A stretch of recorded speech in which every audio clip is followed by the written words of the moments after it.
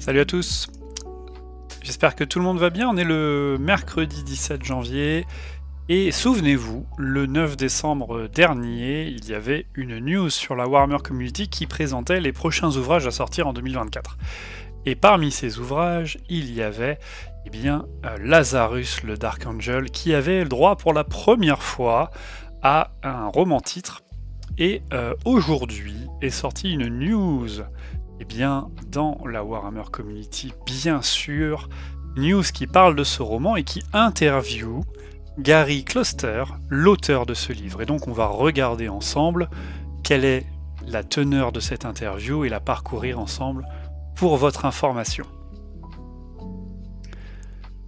De nombreux Dark Angels traversent le Rubicon Primaris ces jours-ci.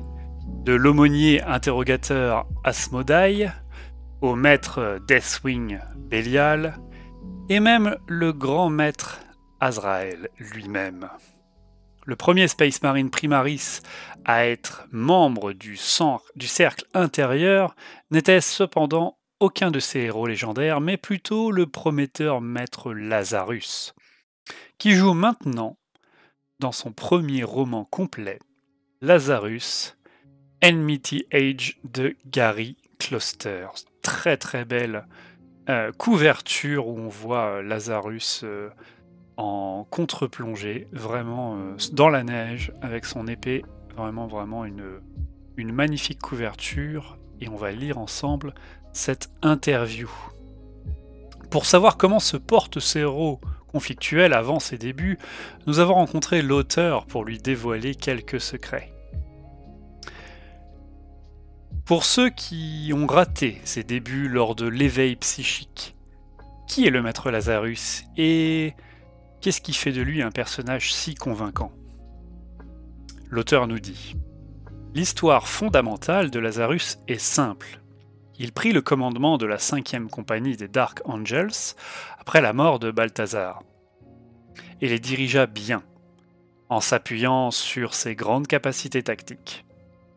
Mais ce qui le rend différent, ce qui m'a attiré vers lui en tant que personnage, c'est sa mort. Ouh, spoiler. Durant la bataille de Riménoc, Lazare s'est martyrisé pour vaincre la sorcellerie des Thousand Sons.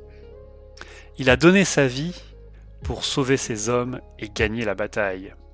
Puis, il a été ramené, transformé. Lazare croyait qu'il se sacrifiait et découvrit à la place qu'il s'était amélioré et renforcé en traversant le Rubicon Primaris.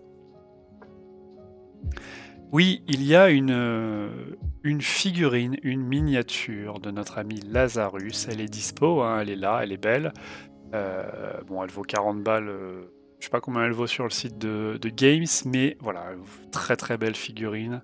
Et vous savez comme j'apprécie énormément lorsque les héros de romans disposent de leurs figurines. C'est pas le cas à chaque fois, mais ça fait toujours bien plaisir puisque il y a un petit peu de geekance. Moi, j'aime bien avoir dans la bibliothèque le petit personnage à côté de son roman. Ça fait toujours son petit effet. Continuons la lecture. Mais cette expérience l'a marqué. Il s'est réveillé de la mort pour se retrouver piégé dans un nouveau corps modifié. Et les répliques ont laissé leur marque. Les personnages forts et capables, comme les Space Marines, sont très amusants à écrire. Mais les personnages avec des défauts et des problèmes vous donnent vraiment quelque chose à saisir et des bords à utiliser pour rentrer dans l'intrigue. C'est pour ça que je trouve des personnages comme Lazarus convaincants. Cette tension entre leurs forces et les défauts qui les marquent. En effet, oui, c'est toujours plus intéressant dans un roman quand le héros a des défauts. Ça permet d'avoir plus de rebondissements et une intrigue beaucoup plus profonde, plutôt qu'un héros avec que des qualités totalement lisses. Voilà. Parmi la myriade de factions combattant au cours du 41e millénaire, qu'est-ce qui vous attire particulièrement vers les Dark Angels ? Je suis attiré par les Dark Angels parce que ils ont un réel poids narratif. Ils constituent la première légion de l'Adeptus Astartes. Ils sont là depuis le début, aidant à forger l'Imperium. Ils ont donc vu des choses incroyables. Ils ont également un style mi-chevalier, mi-guerrier moine que j'adore. Et de tous les chapitres, ce sont ceux qui, selon moi, réussissent le mieux l'esthétique gothique du guerrier médiéval.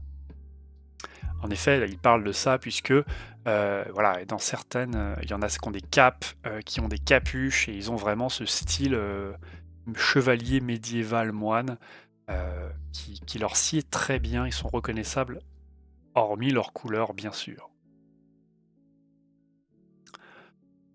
Enfin, ils ont des secrets. Et ces secrets sont des défauts.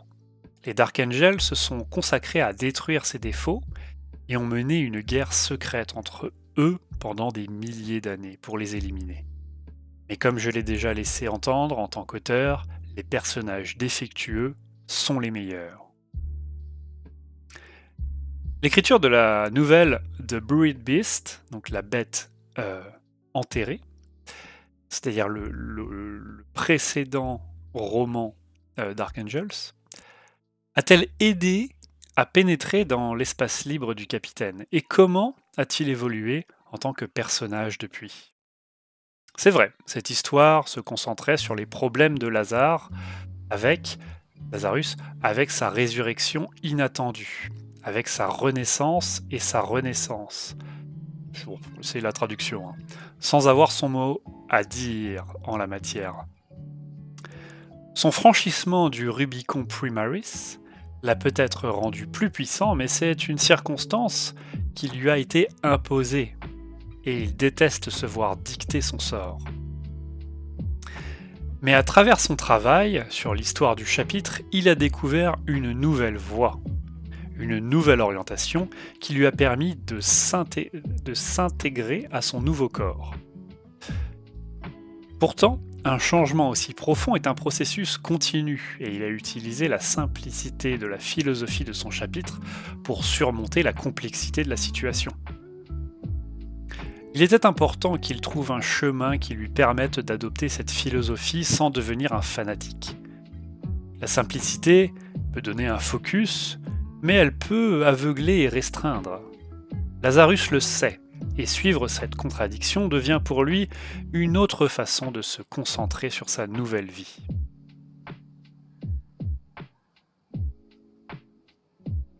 En quoi le processus d'écriture de Lazarus, Enmity's Edge, donc le nouveau roman, diffère-t-il de celui de votre premier roman complet de la Black Library, The Last Volari? La principale différence entre l'écriture de ces deux livres était le poids de l'histoire que j'ai mentionné précédemment.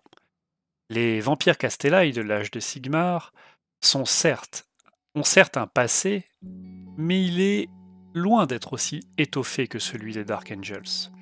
Rester fidèle à ce passé avec Lazarus m'a contraint à certains égards, mais cela m'a également donné une structure narrative très solide sur laquelle m'appuyer. Sans spoiler, y a-t-il des moments juteux que vous avez particulièrement aimé écrire? J'ai adoré écrire les séquences de combat. L'action est amusante à décrire, et c'est l'une des choses que j'aime dans la rédaction d'un livre Space Marine. Décrire une bataille à travers les yeux d'un personnage comme Lazarus, un homme qui peut comprendre le flux et le reflux du combat autour de lui-même lorsqu'il est engagé, est formidable. Mais le livre a aussi un personnage mortel que je suis parfois, et j'ai aussi passé un bon moment à écrire le combat à travers ses yeux. Le contraste entre la façon dont un mortel normal, elle a sa propre bizarrerie, mais cela n'a rien à voir avec les combats, voit un combat au 41e millénaire, et la perspective d'un Space Marine était très amusant à décrire. Il fait le comparatif entre les deux personnages, un Space Marine et un personnage mortel normal, et les deux vont avoir un point de vue différent sur la bataille. C'est ça qu'il trouve intéressant à lire. On a une superbe illustration ici encore. Lazarus Enmity's Edge devrait sortir le mois prochain, en février donc, en anglais j'imagine. Alors gardez un œil attentif sur la communauté, sur Warhammer Community, donc gardez un œil attentif sur ma chaîne, et vous en saurez plus J'ai cherché, je ne l'ai pas vu listé ni en anglais ni en français aujourd'hui. Ça veut dire qu'il n'est pas encore listé, bien sûr, mais dès qu'il sera listé, je vous ferai une petite mise à jour, surtout s'il est listé en français.